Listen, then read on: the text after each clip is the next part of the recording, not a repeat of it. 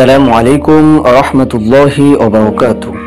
প্রিয় দিনদার ভাই ও বোনেরা, আপনি কাউকে ভালোবাসেন, আপনার স্বামী, আপনার স্ত্রী, আপনার আপনজনকে, কিন্তু সে আপনাকে ফিরেও দেখে না, আপনার দিকে তাকায়ও না, আপনাকে মনেও করে না, কিংবা কারো মনে আপনার প্রতি ভালোবাসা জাগাতে চান যেন সে আপনাকে চুম্বকের মতো টেনে আপনার দিকে আসে।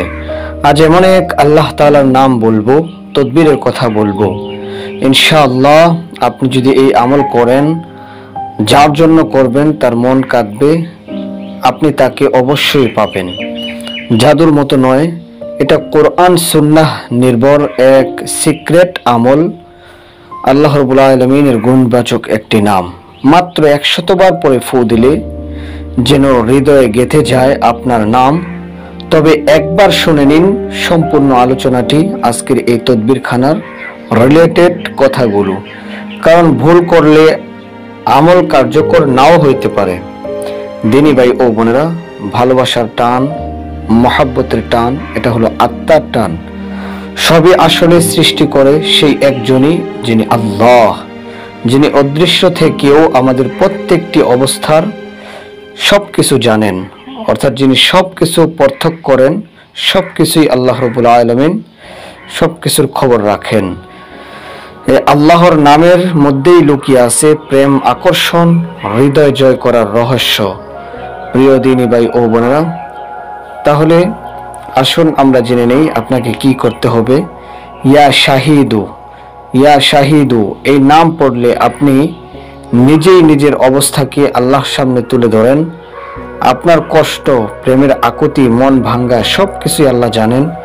কিন্তু আপনি যখন এই নাম বারবার বলেন, তখন আপনার আকর্ষণীয় চাওয়া তার কাছে পৌঁছে যায় বিশেষ এক উপায়ে। পবিত্র কোরআনে আল্লাহ বলে দিয়েছেন, ওয়াকানাল্লাহু আলা কুল্লি শাইইন শাহিদা, আল্লাহ রাব্বুল আলামিন সবকিছুর সাক্ষী। প্রতি রাত্রে ঘুমানোর আগে ওযু করে একা একটা ঘরের মধ্যে গিয়ে নিরিবিলি একটা অবস্থান তৈরি করে বসে পড়ুন, 11 বার দুরূদ শরীফ পড়ুন।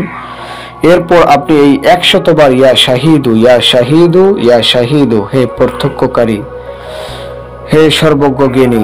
এরপর যাকে চান তার নাম মনে রেখে 3 বার ফু দিন আপনার হাতের তালুর মধ্যে। অবশ্যই গুনাহের উদ্দেশ্য নয়, হালাল সম্পর্কের আশায় আমলিয়াতগুলো করুন। শেষে 11 বার আবারও দুরূদ শরীফ পাঠ করুন। এই আমল করুন একটানা 7 দিন। দিনী ভাই বোনেরা, একজন ভাই এই আমলটি করেছেন। তিনি একটা মেয়েকে 4 বছর ধরে পছন্দ করতেন, কিন্তু কখনো বুঝতে পারেননি। কিন্তু এই আমল শিখে নিয়মিত করলেন, 7 দিনের মধ্যে সেই মেয়ে প্রথমে তার সঙ্গে যোগাযোগ করলো। আজ তারা বিবাহিত। সুবহানাল্লাহ। আল্লাহ তাআলার কালাম, কোরআন সুন্নাহ ভিত্তিক তদবিরের পাওয়ার কিরূপ দেখেন, তাদের মধ্যে মিল হয়ে গেছে। কেন জানেন? কারণ যিনি শহীদ, তিনি ঠিক সময় ঠিক হৃদয়ে পৌঁছে দিয়েছেন তাদের ভালোবাসা। এই জন্য আপনি এই আমলটা করতে পারেন, ইয়া শাহিদু। প্রিয় দিনদার ভাই ও বোনেরা, এই আমল যেন কাউকে কষ্ট দেওয়ার জন্য না হয়। যে সম্পর্ক হালাল নয় তাকে হালাল করার জন্য, অর্থাৎ বিবাহের ইচ্ছা থাকলে তবে এই আমল করুন। কারণ আল্লাহ তাআলার নাম মজাকের বিষয় নয়, মজা করার বিষয় নয়, ঠাট্টা বিদ্রুপ করার বিষয় নয়।